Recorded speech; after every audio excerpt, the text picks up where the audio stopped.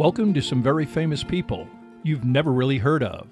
Bite-sized biographies of the famous, the infamous, and the quirky in less than an hour. My name is Philip D. Gibbons, and there's more information about me, this podcast, and a bibliography at someveryfamouspeople.com. There are also photographs of many of the individuals and items mentioned in this podcast. At the conclusion of part one of this presentation, there will be additional suggestions concerning further information about today's subject, Leonard Seppala, and the Alaskan hero dogs Balto and Togo. And while we're at it, why don't you head on over to Amazon and pick up a copy of my novel, Is That Your Final Answer? Or even read it for free on Kindle Unlimited.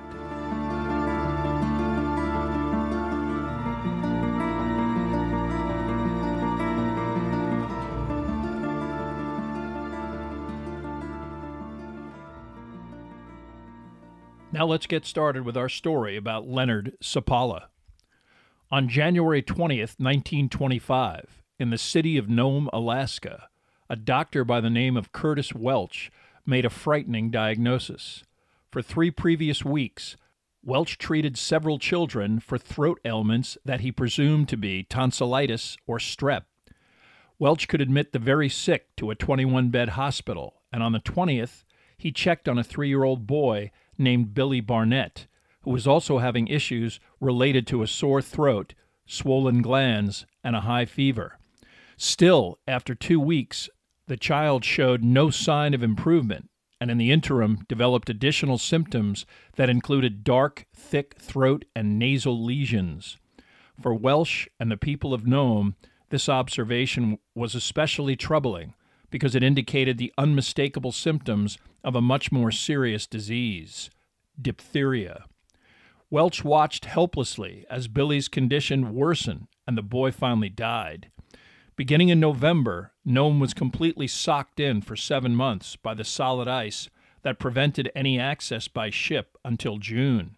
Whatever supplies meant to get the northwestern Alaskan coastal town, only 2 degrees south of the Arctic Circle, through the winter had been offloaded months ago by the last ship that then departed, leaving Nome completely isolated until the spring.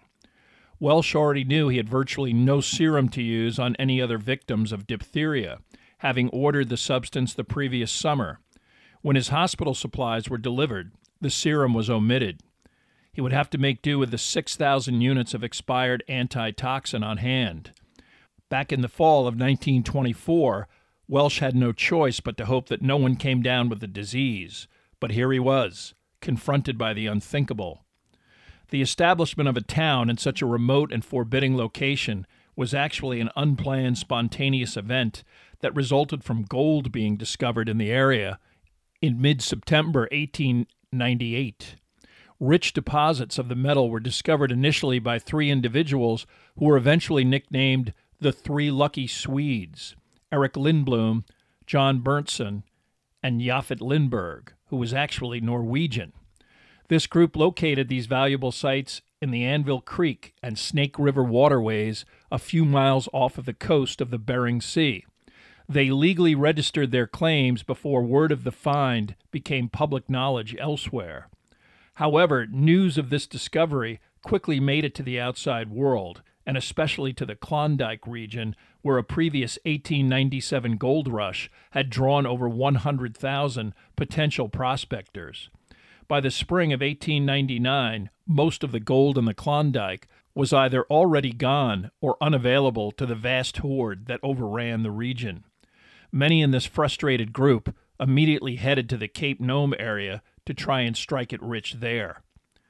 From the remote Klondike and the Yukon Territory, much of the journey to the northwest coast of Alaska was by ship, as Cape Nome was clear across Alaska without any paved overland access. Initially, a similar scenario ensued where the massive stampede that got to Nome was met with a landscape already staked out by the fortunate insiders who were in on the best and richest opportunities from the beginning. But this time, gold was discovered literally on the beaches around the harborless landing area. Because a claim could not be legally filed for the beach, The stampede then focused its attention on the waterfront, where gold was easily mined in large quantities. The inevitable boomtown sprung up, with all of the typical licit and illicit camp followers of the day, more than happy to share in the prosperity generated by the arduous labor of the mining community. At its height in 1900, the town of Nome numbered 20,000 inhabitants, but only a few individuals, like the three lucky Swedes, were able to generate any real worth or permanent business infrastructure. Most of the population left. In 1909, only 2,500 residents remained. But by then, a municipal infrastructure had been implemented, and the mining and various other mercantile pursuits established Nome as a permanent city. Day-to-day existence in Nome still remained difficult. All of its residents were keenly aware of the seasonal conditions and the date that the last ship was due to sail for the lower 48, usually in October. After that, there was no way to leave until the following spring. There was one exception to this logistical isolation. Over time, the tiny hamlets and villages of Alaska's interior were connected by pathways that were navigable by foot and by the only visible means of transportation, dog sled. Horse-drawn vehicles were useless. The severe winter weather conditions found in the Alaskan interior would kill a horse or any similar beast of burden in a matter of hours and possibly minutes. Mail delivery was accomplished by routes that were sold by concession. The entities who obtained these routes obligated to deliver mail regardless of the conditions. This was still the fundamental logistical system confronting Curtis Welsh in January of 1925. At a hastily convened meeting with the mayor, George Maynard, and the town council, which consisted of several of the town's most prominent businessmen, Dr. Welsh explained that based on the recent deaths of 3 children from what he was confident was diphtheria, the town needed to quarantine immediately. He also explained that he might potentially need in the neighborhood of 1 million injectable units of serum to combat the disease, the only known treatment at the time. This serum was derived from horses exposed to the diphtheria toxin and the antibodies they developed. Nome was hit especially hard by the influenza epidemic of 1918, so the town fathers were fully aware of the consequences of inaction. One of the meeting's participants was Mark Summers, the superintendent of the nearby Hammond Consolidated Goldfields. Summers broached the idea of an express relay dog sled delivery of the serum from the central Alaskan town of Nenana, the northernmost railhead of a route that began in the southernmost coastal port of Seward. To speed up delivery, Summers proposed that a dog musher leave Nome and meet the shipment halfway, and then turn around and return it to Nome. Summers believed that this would be faster based on the man he had in mind for the job, Leonard Seppala. Seppala was employed by Hammond Gold as its main dog driver and the supervisor of freight logistics into the remote areas and mining camps that the company operated. But Seppala was also known as the premier dog sled racer in the region, having won numerous competitions that were a high-profile Alaskan pursuit. A Norwegian and a friend of Japhet Lindbergh, he emigrated to Nome in 1900 at the height of the gold rush that established the city. The town council's approval of the idea was immediate. Mayor Maynard made an additional suggestion that they consider flying the serum into Nome. While it was agreed that no option should be dismissed out of hand, most of the men present were skeptical that the open-air biplanes available would safely make it in the dead of winter. Maynard suggested that he contact the Alaskan delegate to the U.S. Congress, Dan Sutherland, to apprise him of the situation, and to encourage him to assemble any airborne attempt to deliver the serum. When Sutherland received Maynard's telegram, he immediately sprung into action. Many Alaskans believed that lucrative air shipping routes across the territory were only a matter of time, and this might be just the opportunity to demonstrate how much more efficient this method of shipping was compared to 19th century dog sled technology. Leonard Seppala got word from his boss about the impending mission and began his own preparation. At age 47, he was still in excellent shape, even after spending years in the Alaskan wilderness. It was originally thought that Seppala would travel over 300 miles to Nulato, the small outpost that was midway between Nome and Nenana. Although his sled was to carry a comparatively light load, he decided that he would assemble a team of 20 dogs out of the animals currently maintained in his kennel. He planned to leave some of the dogs off on the trail along the way, so that on the way back he could replace tired animals with rested ones. Seppala's team was not a casual selection of canines randomly thrown together. Alaskan dog sleds were comprised of a unit that was usually harnessed in pairs, the two lead dogs the most important of the group. Their initiative dictated a pace to the rest of the pack, and their intelligence and instincts sensed danger, frequently when the sled driver was unable to discern an oncoming barrier or problem due to weather conditions and visibility.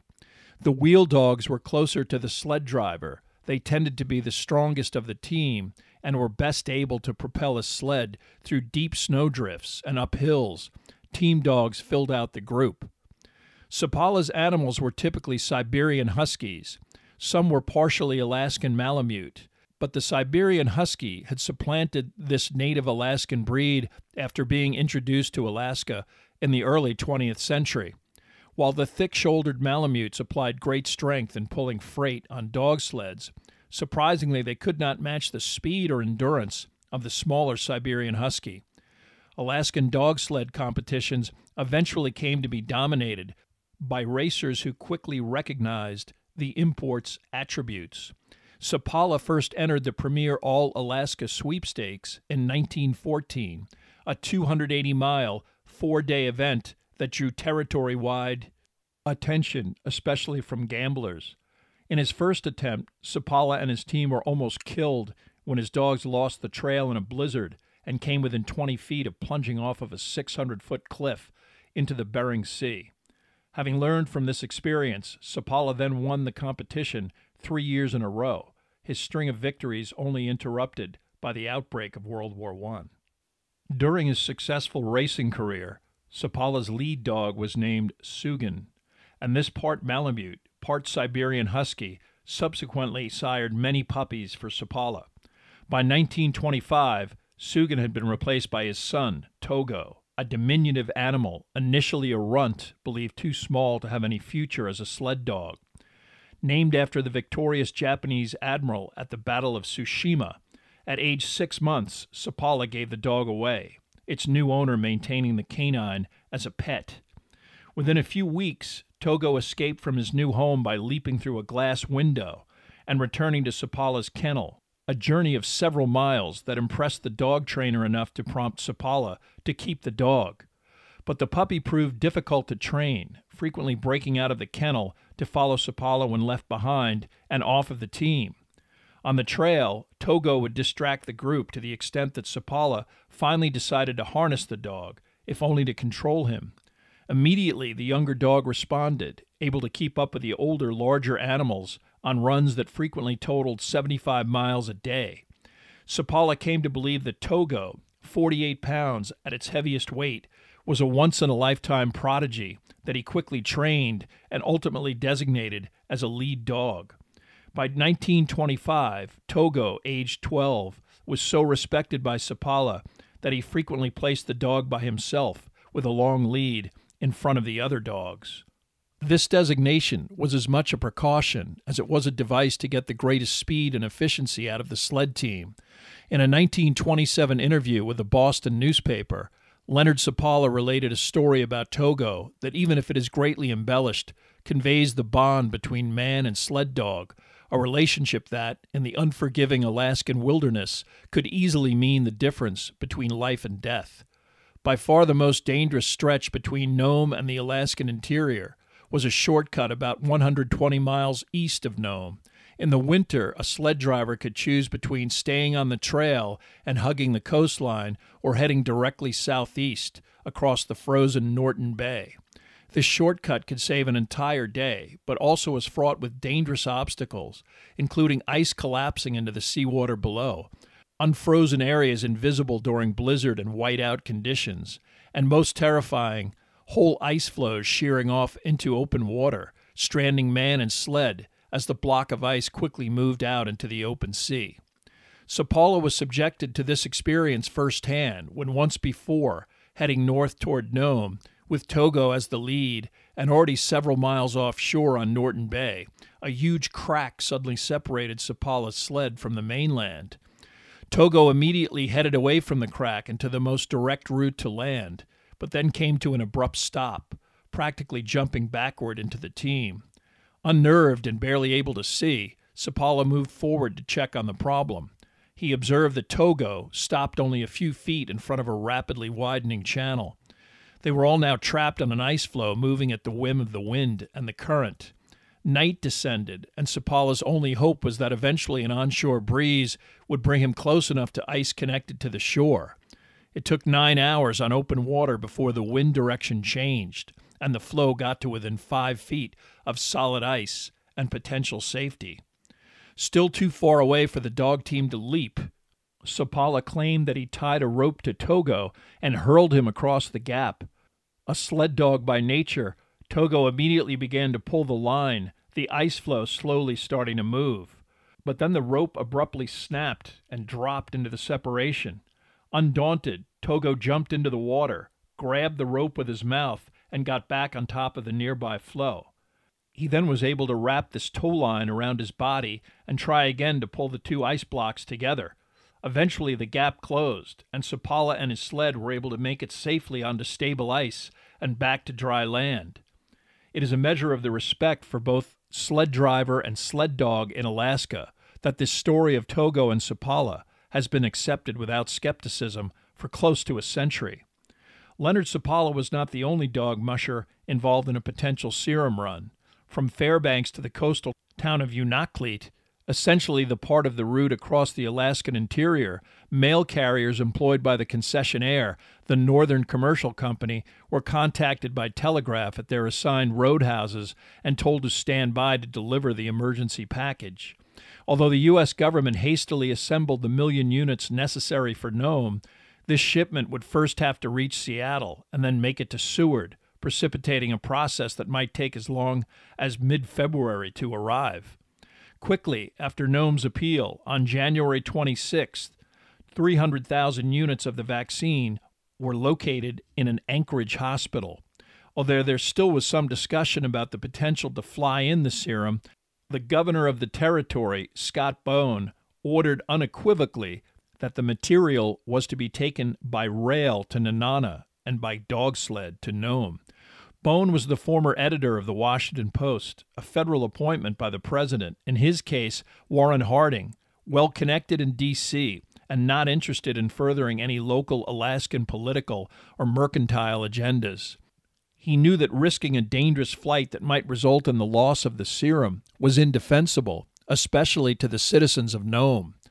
Now it was up to a handful of sled drivers and their dogs to perform under the most extreme conditions. The route from Nenana was 674 miles long. On the night of January 27th, a man named Bill Shannon waited in the small Nenana, Alaska shack that served as the junction of the mail route to Nome and the railroad from Anchorage.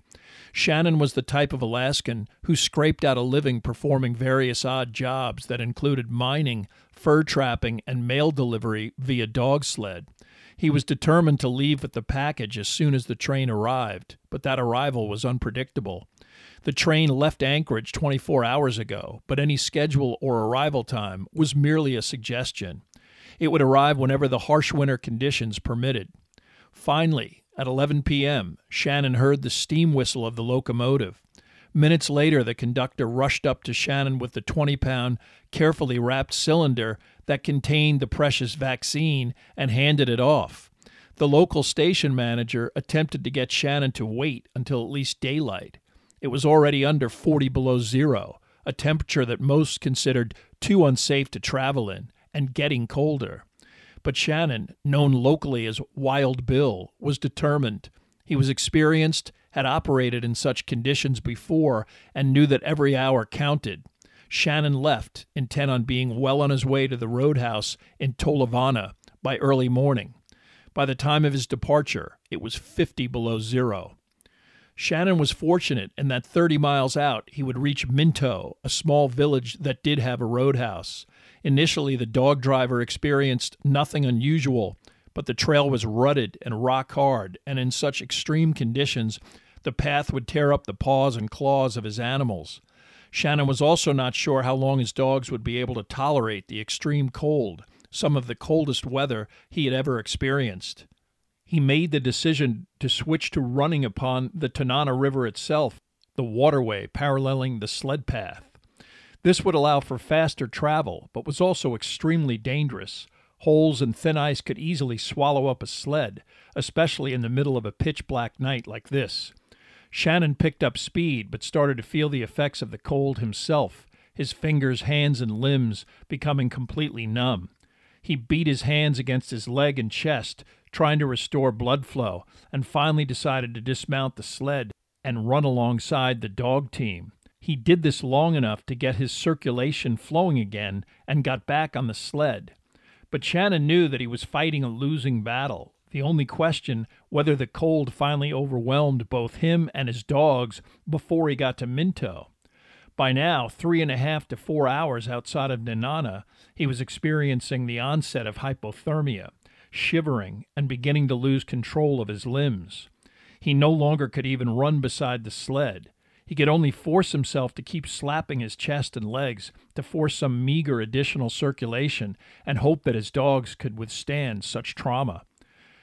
As his perception of time slowed and his thoughts dimmed, he tried not to panic despite knowing that he faced danger and imminent death. It was 3 o'clock in the morning when Wild Bill Shannon knocked on the door of Campbell's Roadhouse in Minto. Proprietor Johnny Campbell opened up and immediately understood that Shannon was in rough shape. His face had black patches of extreme frostbite, and 4 of his dogs had blood-stained muzzles, but he was alive and the serum was safely brought inside. Campbell led the dogs to an outdoor shed, fed them and let them rest. Alaskan mushers believed that a dog's bleeding from the mouth in severe cold was a symptom of internal frostbite. In fact, it was the result of severe pulmonary hemorrhaging. A dog will keep running, desperately trying to keep up with the pack until rendered unconscious by oxygen deprivation and blood congestion, a condition that usually resulted in death. Normally, Shannon would stay overnight in Minto, warming up and letting his dogs rest. But in this emergency, he was told to take a reasonable break in Minto and then resume the trip to Tolovana. As he sat in the relative 50-degree warmth of the roadhouse, sipping coffee, Bill Shannon could only hope that in a few hours his dogs would be ready and able to make the final push. Outside, it was now 62 degrees below zero. It would be 4 hours before he could even think of eating. 2 hours later, he began the process of checking on his dogs and getting them ready to harness. Even at first glance, Shannon knew that 3 of the dogs would never make it. Normally, healthy, well-rested sled dogs would be barking and leaping up on their sled driver in anticipation of their workday. But these 3, Cub, Jack, and Jet, were listless and could barely stand. A 4th, Bear, also looked to be severely impacted, but Shannon figured he would put him in the harness, and if he couldn't continue, the driver could put him on the sled itself. Asked later why he would even consider heading back out into the cold, Shannon's answer was simple: I gave my word. At approximately 9 o'clock in the morning, he headed off to Tolovana, telling Campbell to take care of his 3 dogs until he returned. At least the morning brought a slightly higher temperature of 56 below zero. Shannon did have to resort to removing Bear from the harness, but in daylight, the rest of the trip was relatively uneventful, shorter, and not as harrowing as the previous night's journey. He pulled into Tolovana about 11 a.m. Waiting there was the next sled driver, Edgar Callens. Callens, a 21-year-old half Athabascan, half Newfoundlander, was another mail carrier for the Northern Commercial Company. He spent the previous day shuttling an employee of his employer to locations along the trail and delivering mail to Minto.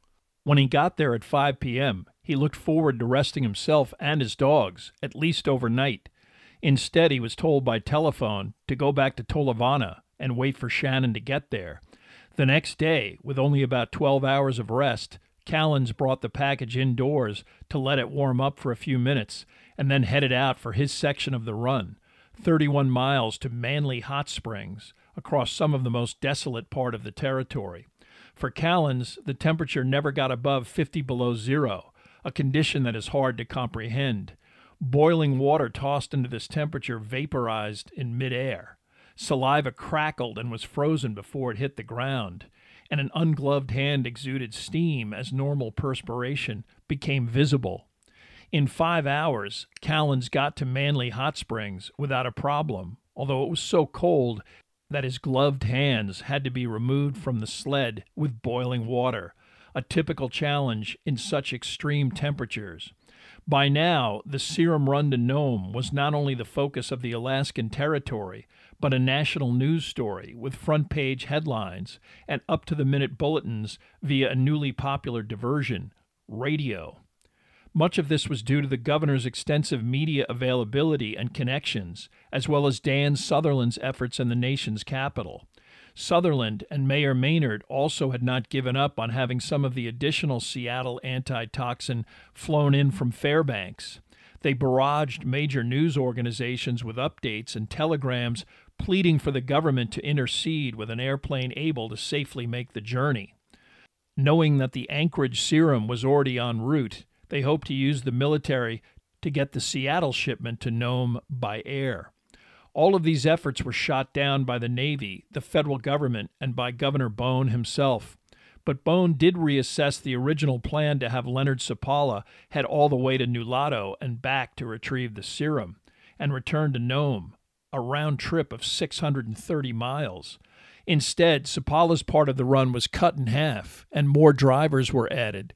Seppala was now to coordinate picking up the serum from another driver, just south of Norton Sound, near Shaktoolik. The plan made sense. The only problem was who was going to tell Leonard Seppala, who was already out on the trail and unreachable. For the moment, that detail was put on the back burner. Bone's office got in touch with Mark Summers, Seppala's boss at the Hammond Gold Company, and told him to get more sled drivers on the route back to Nome. Summers quickly coordinated more drivers all the way to the town of Unalakleet, effectively cutting Seppala's driving distance in half.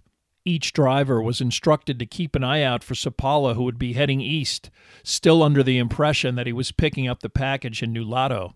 Summers estimated that the package would intersect with Seppala somewhere near Shaktoolik, and it seemed logical to assume that whenever that intersection occurred, the other driver would be able to update Seppala on the new plan and accomplish the handoff.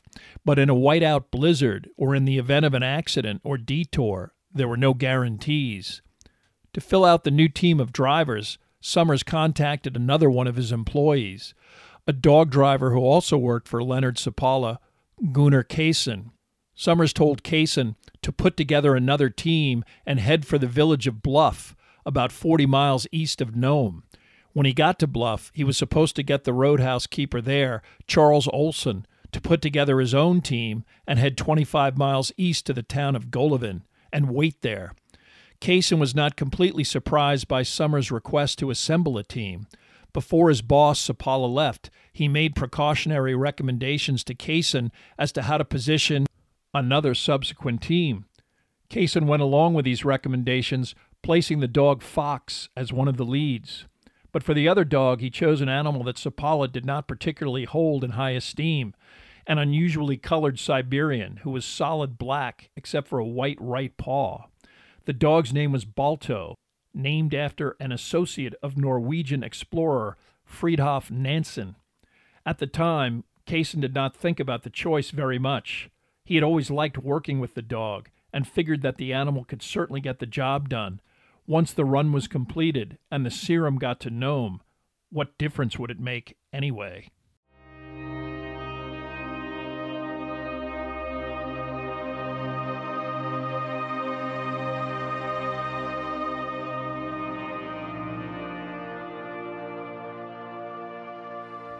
Thank you for listening to part 1 of this podcast about Leonard Seppala. Much of the information for this podcast came from the book The Cruelest Miles by Gay Salisbury and the Sports Illustrated magazine article And You Thought We Have a Vaccine issue by John Wertheim, January 13th, 2021. There are also additional photographs, bibliographical and musical information at someveryfamouspeople.com, as well as information about my new novel, Is That Your Final Answer? If you have enjoyed this presentation, please like us at our Facebook page, Some Very Famous People, and follow us on Twitter at Philip D. Gibbons. Also rate us on iTunes, and if you have the time, leave a brief review. A link is provided at the website.